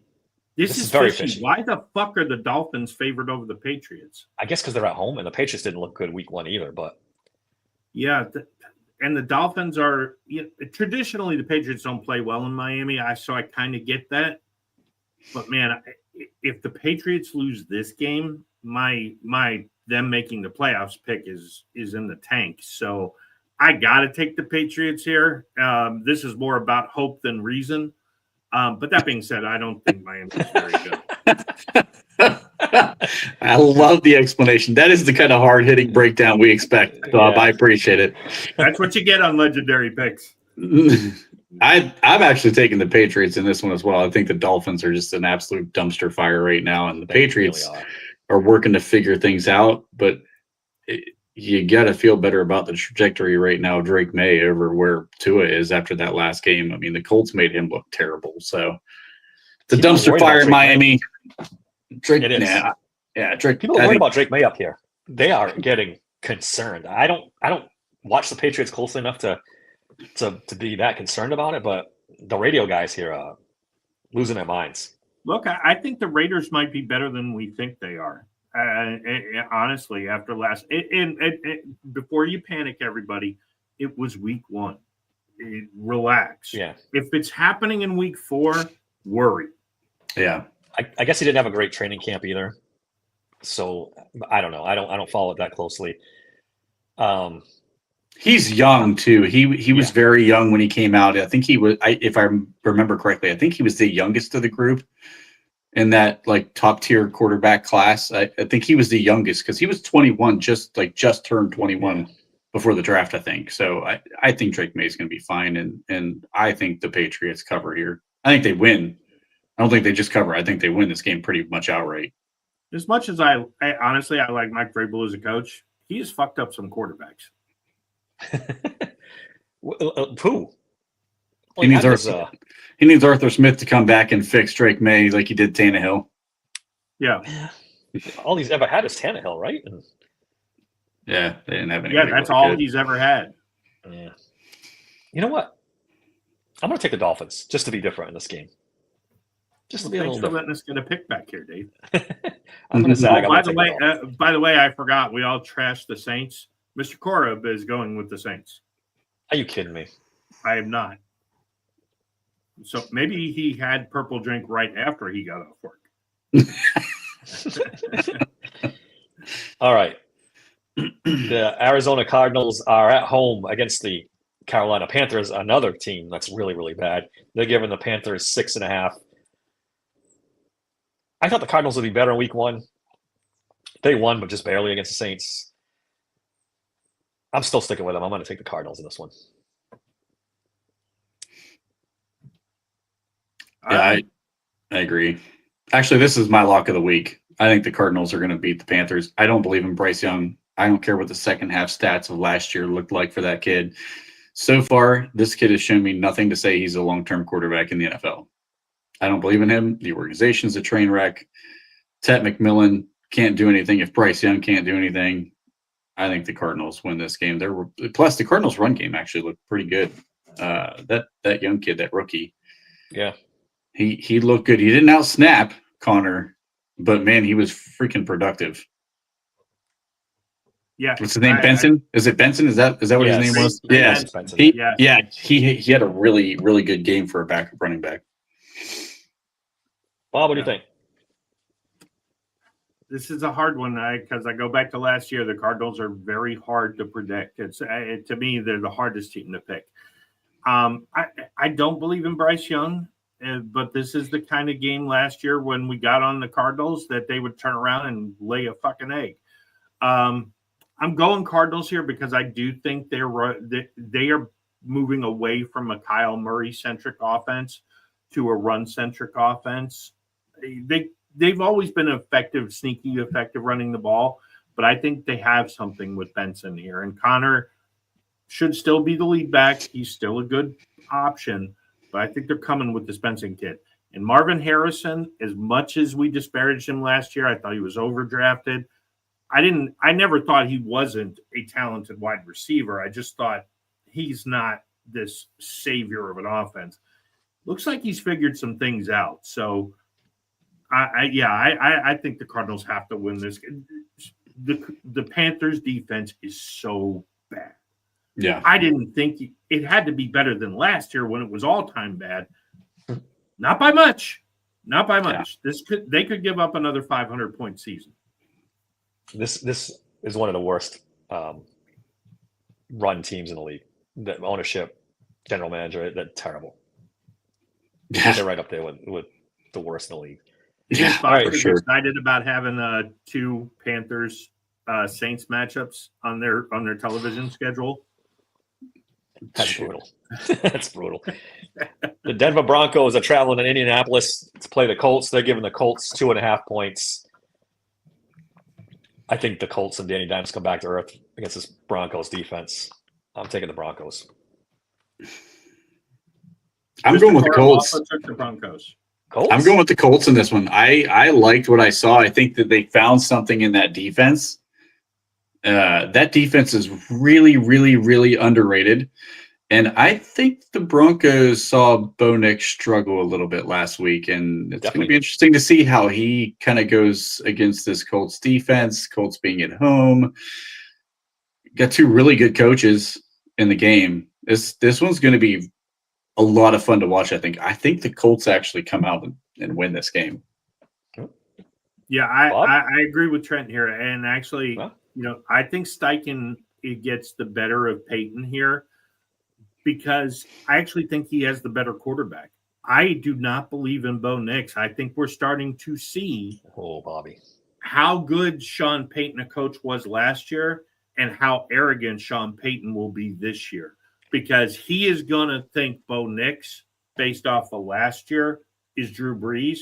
And Bo Nix, he covered for a bunch last year. I do like RJ Harvey. I don't like him in this game. And I don't know that J.K. Dobbins is. Look, all those passes, the Titans last week, they had opportunity. Calvin Ridley and the rest of those idiots in Tennessee couldn't hold on to a ball to save their life. It didn't help that Cam Ward was throwing the ball 185 miles an hour. I mean, Tyler Warren, Michael Pittman, I think they're better weapons. I don't think the Denver defense had a particularly good game last week. They played against a rookie quarterback. I think the weapons here really show up. And if they play like they did last week, I don't even know that this game will be particularly close. I feel like the Broncos are taking a major step back. And I think the Chargers, when we get to them, have taken a major step forward. Yeah, I agree. I think there's a little bit to your point where the Broncos coach got a little arrogant. Sean Payton. I think he made some calls last week that he probably shouldn't have made. Yeah. And I think he kind of adjusts that a little bit. And I just think the matchup of the Broncos defense and the Colts offense. I don't hate Daniel Jones as much as a lot of people do, but I think he has a tough game against the Broncos defense. I'll be interested to see if A.D. Mitchell has a big game in this one. I think Steichen is going to really protect Jones. I really do. I think Steichen is like Sean Payton was last year. Sean Payton did a lot of things to make Bo Nix look good. Yeah. And I think Steichen is going to do the same thing for Daniel Jones this year. All right. Next up, good game. The Philadelphia Eagles are traveling to Kansas City to play the Chiefs. They're giving the Chiefs 1.5 at home. When was the last time the Chiefs were a home dog? Before Very rare. Patrick Mahomes? Yeah. Before Patrick Mahomes, for sure. That's exactly why I'm taking the Chiefs in this one. I'm taking the Chiefs in this one. I'm riding with them at home. If it wasn't at home, I know what the Eagles did in the Super Bowl. I know the Eagles had a good game week one, but I think I'm taking the Chiefs to have a bounce back in this one and try to get a little bit of revenge from the Super Bowl. Is Jalen Carter suspended for this game? No. No, They counted that. They counted that week one as his suspension. Okay. Which, if you listen to Starkey and Pompiani was really I love Pompiani, but he doesn't get angry often. He was angry about the fact that Carter wasn't suspended. Should have been. Probably should have been. Yeah, I tend to agree with him. I think I'm on the Chiefs just because they're at home. I'm going to take the Chiefs. I get it. I totally get it. And I do not think the Chiefs are done by any means. I picked them to win the Super Bowl, but a couple of years ago they started out 0-2. They're going to do it again. Jalen Carter is spitting mad, forgive the pun. And I think he has a huge game just like he did in the Super Bowl. And this is not the game they figure it out. I love Xavier Worthy this year, but it doesn't look like he's going to play. But he still could. But even if he does, I think the Chiefs will be a lot better 2 months from now than they're catching the Eagles at the exact wrong time. Looks, they didn't have an answer for Saquon. I still don't think they have an answer for Saquon. I also think A.J. Brown is pissed about how he played against Dallas. That's a developing situation. I don't think this will get ugly, but I don't think it'll be particularly close either. Bob, I love your pick for my fantasy. I'll be honest with you. Fantasy is looking real good. I got Jalen Hurts and A.J. Brown. I love what I'm hearing right now, Bob. I love what I'm hearing. Exactly. And okay, next up. The Eagles as well. David took the Eagles. All right. The Minnesota Vikings are hosting the Atlanta Falcons, giving the Falcons 3.5. Starboy, J.J. McCarthy, well on his way to a Hall of Fame career after that great game the other night. Yeah, he and fucking Kenny Pickett both. Yeah. Fucking J.J. McCarthy. Good God. People were burying that kid in the first quarter, like burying him. Like the memes were out in force. There's some people that look pretty stupid after that. I'm not saying I don't he's know. going to be a. Do they look stupid? Do they? He played well in the second half. You got to give him some credit. He played well. He does have Justin Jefferson to throw to. Well, he can make hey, look. anybody look good. And he's got the best head coach in football, to me, offensively. KOC is a genius. I'm taking the Vikings. I'm riding it. It's a tough one because I don't like either quarterback in this game. I was not a Michael Penix fan coming out. I'm not a believer in Atlanta at all. Brian Flores is the difference in this game to me. I'm taking the Vikings. I think it'll be 8-0 with 4 safeties.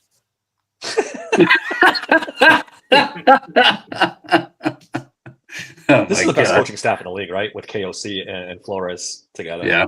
This is. I agree. It's almost not fair. So I'm going to take the Vikings in this one, but it has nothing to do with the greatest 143-yard fucking performance that quarterback's ever thrown.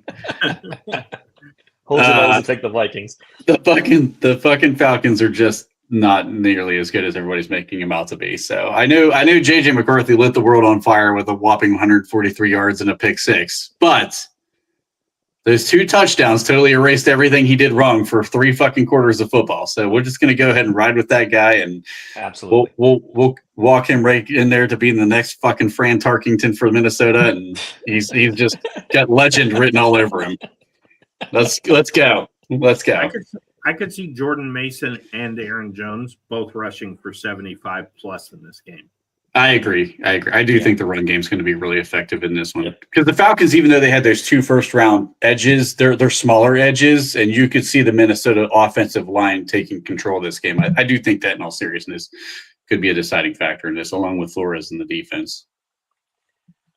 All right, next up we have the Texans hosting the Tampa Bay Buccaneers. They're giving the Buccaneers 2.5 points. This is another. I forgot. It was not a clean sweep for the Falcons. Mr. Cora is either tracking to sink right to the bottom or rise to the top. He took the Falcons? He took the Falcons. Oh, boy. David. Is he another guy who takes Kyle Pitts in his fantasy every year? Yeah. All right. Texans giving the Buccaneers 2.5. What do we think, guys? This is a tough game. I really thought the Texans would look better last week, and it was weird. If they score touchdowns, they probably beat the Rams. I don't think they figured out how to use Noel and Higgins just yet. Higgins had an okay game. I thought Noel ran open a lot, and Stroud didn't find him. And I think Bucs defense isn't as good as what they faced last week. I also think the Baker train's getting a little too off the rails. I think they come back down to earth. I think Texans at home. I don't feel good about this, but I'm going to take the Texans at home. I actually went the Bucs in this one because I think the Bucs offense is better than the Texans offense right now. So I think that the Bucs defense can hold pace with the Texans defense. I think the Bucs defense is a little underrated too, to be honest with you. I like what we saw from Emeka Egbuka pairing up with Mike Evans in this first game. I think the Bucs pull this game out. I think they win. I don't think they just cover. I think they win. CJ Stroud a little overrated.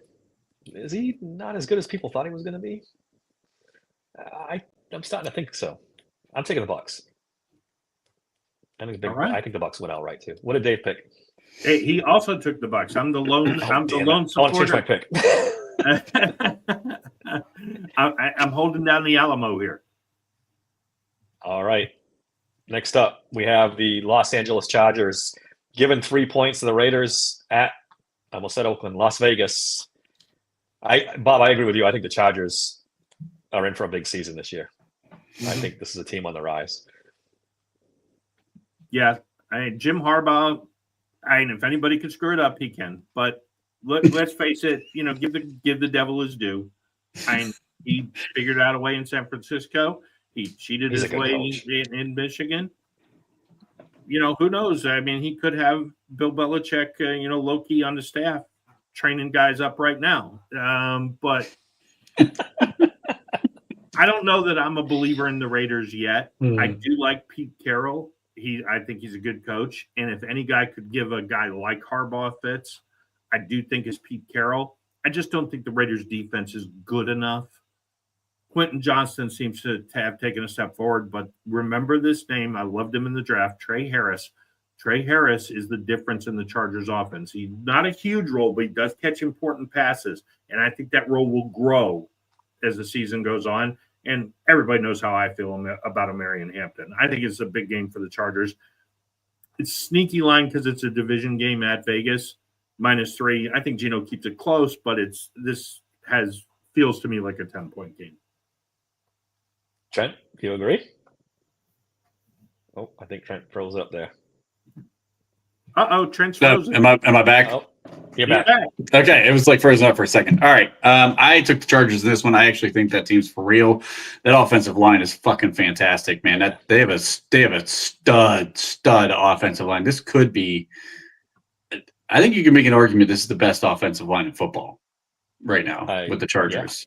That's saying a lot with who they lost. Yes, for sure. Yeah. I really like what they have going there in that offensive line. Justin Herbert is a lot better than people give him credit for. Yeah, I agree.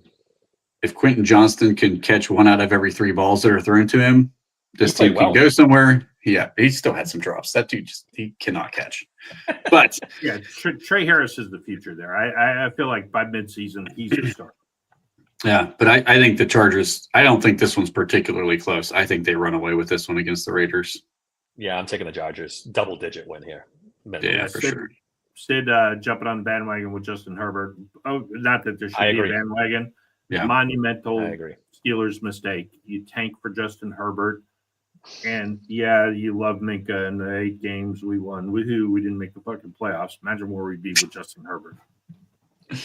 This game's a Monday night game. There's 2 Monday night games again this week. Do you guys like the 2 Monday night games? I'm not a big fan of 2 Monday night games. I hate it. The other one's the Texans and Bucks, by the way. Yeah, I'm not a big fan of that. I hate it. All right. They're trying to do too much with all these games. I don't know. Yeah. I mean, you're right. It's too much. Yeah. It's just too much. The Baltimore Ravens are at home, giving the lowly Cleveland Browns 11.5 points. I don't see how the Ravens don't cover this easily. I honestly don't. I don't know how you guys feel. I'm going to take the Browns because I think the Ravens are. I think the Browns ain't going to win. They're just going to cover. I think they're going to give enough problems, and Baltimore's coming off of that devastating loss. I think there's more problems with Baltimore than people want to admit. I think there's a legitimate shot we win this division this year because I think Baltimore's a really good team. They saw what they came out like, but man, they fell apart. I mean, they fell apart. So I just have a feeling, and I could be way off on this. I struggled with this one. I feel like this ends up being a lower scoring game than what people think because I think both teams try to run the ball a lot. Yeah. I think the Ravens are pissed off and they take it out on the Browns to lose that Good. game. I could see this going either direction. It's either going to be the Baltimore wins by 35 or it's going to be this like 12-9 weird field goal fucking game scoring thing where everybody runs the ball and runs the clock out. I don't know. So last year, the Ravens came off of an emotional, first game, and they played the Colts at home in week 2. Gardner Minshew was down 15 points and won that game.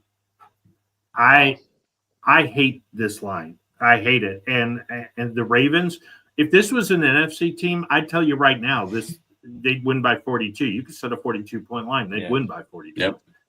The fact that it's the Browns, and the Browns always play Baltimore tough one time. Yep. I like the Browns here. I think Flacco is going to have an okay enough game. This is, again, don't think it's going to be an upset. I don't think they're going to win the game. But 11.5 in a division game in September when the Ravens, I do think they're pissed off, but I also think that they have blown more double-digit leads than any other team in football over the last 5 years. NFC team, yeah, give me double digits all day long. Ravens against an AFC team by double digits? Nah, I'm down on the other side. I just don't see it, guys. The Browns are terrible. I just don't see They it. are terrible. Next up, But Go ahead. they should have beat Cincinnati. Yeah. should have. I'll say this. You're right. I'll say this too. I feel like I don't quote me on this because I know some fucking idiot will put this on X like they did the last time. But I feel like about 4 of the last 6 times the Browns have played really, really well against Baltimore, it's been in Baltimore. They're playing them better away than they are at home. Baltimore's coming up and waxing them at home, and the Browns are playing them tough in Baltimore. They're still pissed about that move. Yeah. Yeah. You're playing Lamar Jackson and company. They're going to get killed. The Bengals are hosting the Jacksonville Jaguars. They're giving them 3.5. Boy, man. I went out on a limb and said the Bengals are going to be really good this year. They did not do anything for my prediction last week, stinking it up against the Browns. Whew, I don't know. You guys go first. I don't know. I'm still. Well, we'll let Mr. Korb go first. He's All right. on the Jacksonville bandwagon here, and he has taken the Jaguars plus 3.5. I'm almost tempted after the way they played last week. I'm going to echo that sentiment. I think the Jaguars ran the ball like crazy and did not exploit the passing game, mostly because there was a huge lightning delay in the game, and they were comfortably ahead. And and Etienne was ripping off 10 yards a carry. He's not going to do that against Cincinnati because Carolina's defense might be a little better than Cincinnati. So, assuming Etienne gets 15 carries, he might rush for 4,000 yards in this game. And bottom line is, Trevor Lawrence is not Joe Flacco, Jerry Jeudy, and Cedric Tillman. He's got Brian Thomas Jr. and Travis Hunter to throw to. I think this is going to get ugly. I think this is where Zach Taylor's head starts to come off. Is this game? I love the Jaguars big in this one. Trent? I gotta say, I've been way off the Bengals bandwagon since way before the season came around. I think that organization has pissed off a lot of their players. I think we saw that come out in week 1. They're not playing together, not playing cohesive like a unit. They do not look like they're an organization that's got their shit together. The Jaguars played well. I think the Jaguars win by 10. Wow. I think they win by 10 in this game. And I think Brian Thomas Jr. has a fucking monster game. I'm going on that limb too. Brian Thomas Jr. Plus 125 in receiving yards. Whoa. He's going to go off. I'm going to take the Bengals in a shootout. I think I was just looking at the under over. It's 49.5. I think I'm going to put some money on the over. I think this game's a wild, crazy offensive shootout. And I'm going to stick with my Bengals. I don't feel great about it, but I'm going to do it. What did Dave take? He took the Jaguars? Yeah. I think you're the lone Bengal. You're on the All right. Bengals island. I guess I am. I don't feel great about it. Let me just say that. All right. The game of the week. The Steelers are at home, giving the Seattle Seahawks 3 points.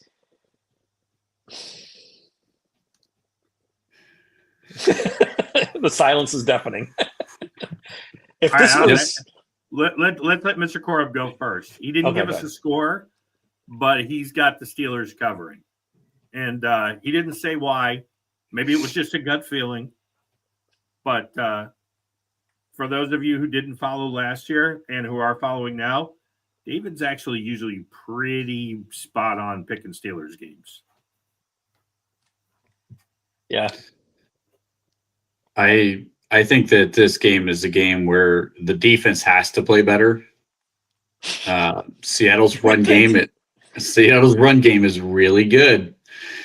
I think that Seattle will score because of that run game. I'm going Pittsburgh 27-17 in this one. I think Sam Darnold gives us the ball a couple of times, and that's going to be the difference.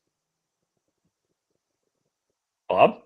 All right. I also agree there's going to be a Sam Darnold turnover here. I don't know that it's an interception. I think it's a strip sack from TJ.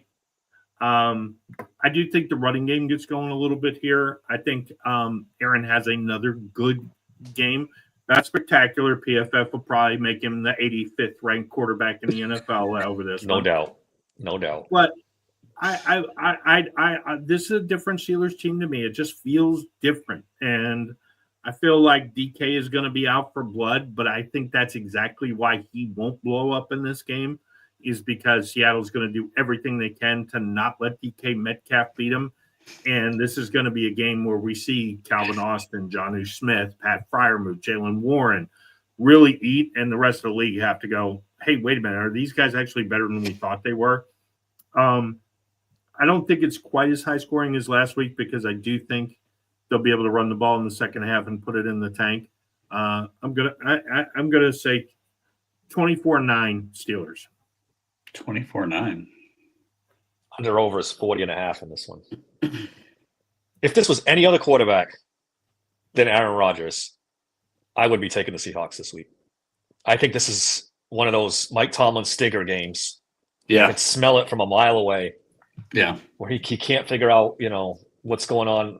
Mike McDonald's defense, he's confused. Shits go sideways at home. I just think Aaron Rodgers is too good. As long as they can keep him upright and he finishes the game. I don't know if they cover, though.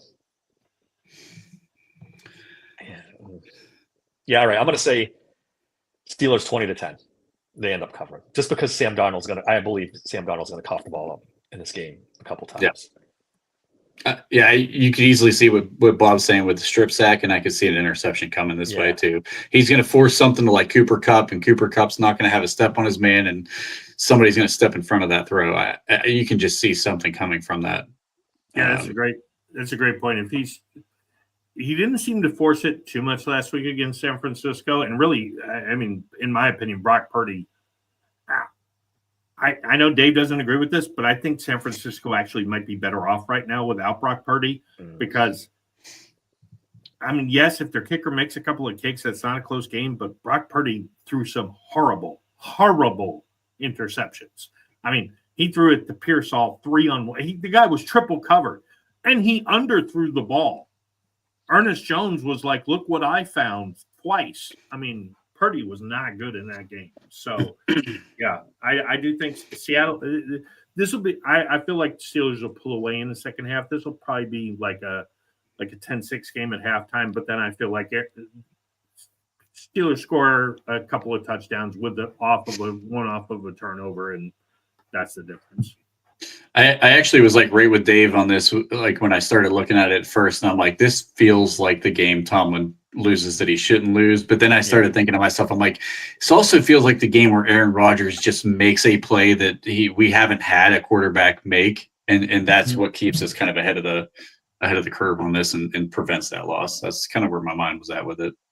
Yeah, I would caution Steeler fans, don't be surprised if this game's a lot closer than you think. This is going to be one of those nail biter things. Like I said, it's Aaron Rodgers is the difference. It's the first legit quarterback we've had in such a long time, and I think he pulls games like this for us out. It is not going to be a blowout. This is not going to be a blowout at all. No chance. And I think it's going to go under too.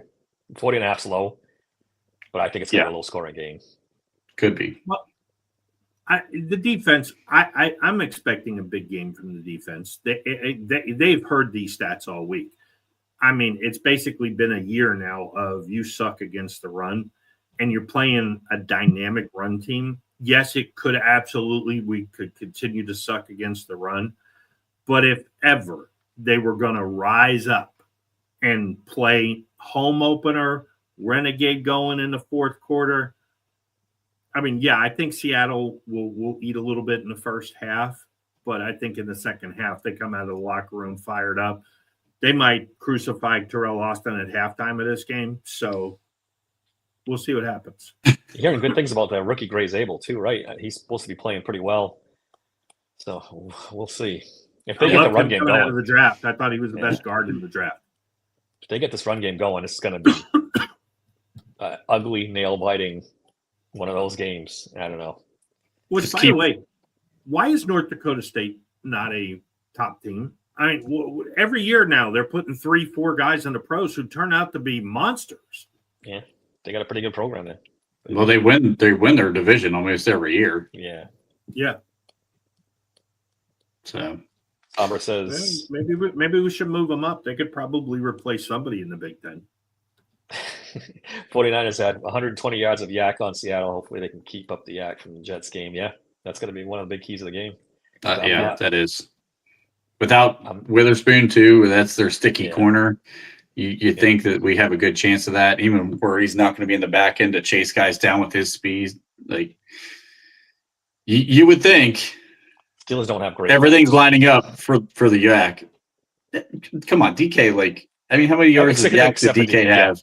Aside from he had a DK's. ton of yak. Jonnu Smith last year had a ton of yak. If you can get him out in the open field and create some play design for him, I mean, Calvin Austin is a slant route away from pulling away.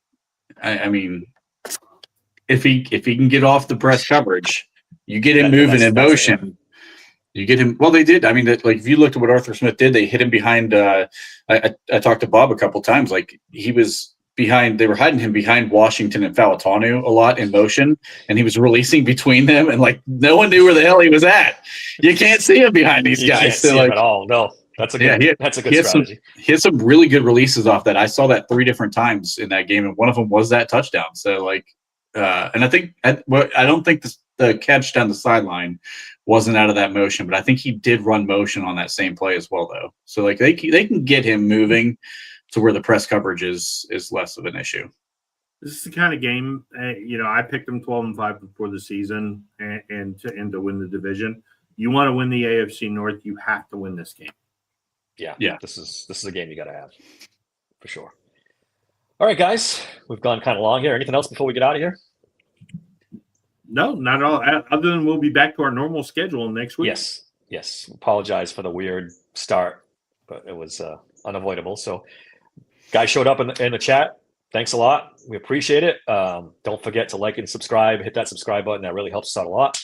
Until Monday night, and hopefully a Steelers win. Thanks for listening to the Steelers Sanctuary Podcast. See ya. Just smile and wave, boys. Smile and wave.